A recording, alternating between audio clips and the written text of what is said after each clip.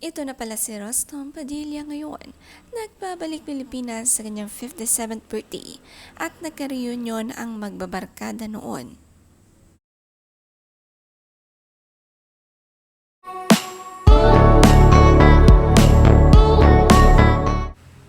Ang sweet ni Kylie Padilla sumilip nga sa pintuan para masaksihan ang reunion ng kanyang tita Bibi Gandang-Hari sa kanyang mga dating tropa na sina Joco Diaz, Emilio Garcia, Monching Gutierrez at iba pa.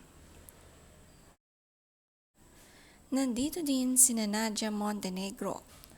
Ang cute ng pagbaba ni Bibi sa hagdanan. What a sweet entrance naman.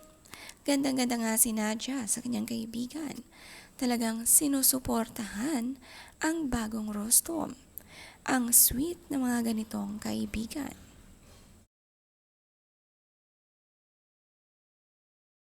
Napayakap nga lahat at ginrit si Bibi.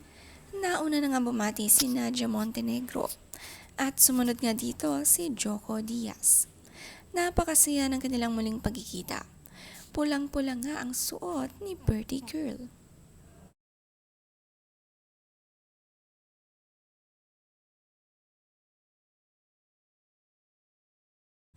Napaka-sweet naman ang pag-surprise ni Mariel Padilla para sa kapatid ng kanyang asawa. Siya nga kasi ang nag-host at nag-prepare ng birthday party na ito. Iba nga si Mariel magmahal sa mga kapatid ni Robin. Ganito nila winelcome ang pagbabalik ni Bibi Gandang-Hari. Napakasaya nga ng gabing ito. Sabi ni Bibi Gandang-Hari, "Surprise, a night full of love, joy, and peace. I couldn't be more happier. Thank you, Robin, for taking this video, for coming up with this surprise. Very happy to see Senator Robin Boyce. Thanks for coming, guys. Love you. You are the best."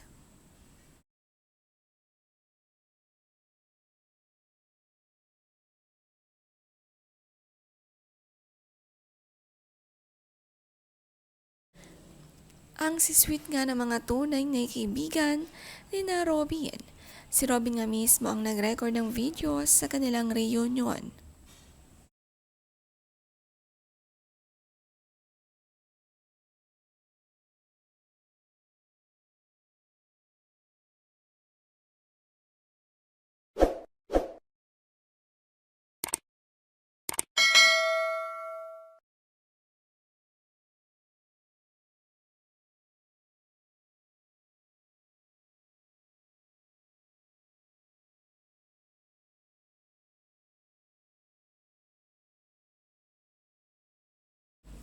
Muling nagsama-sama nga ang Padilla siblings, 8 nga silang magkakapatid.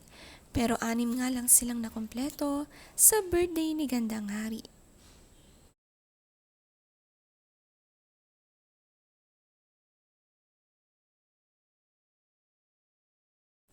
Sina Marjorie Barreto at Pops Fernandez nandito rin at nakisaya.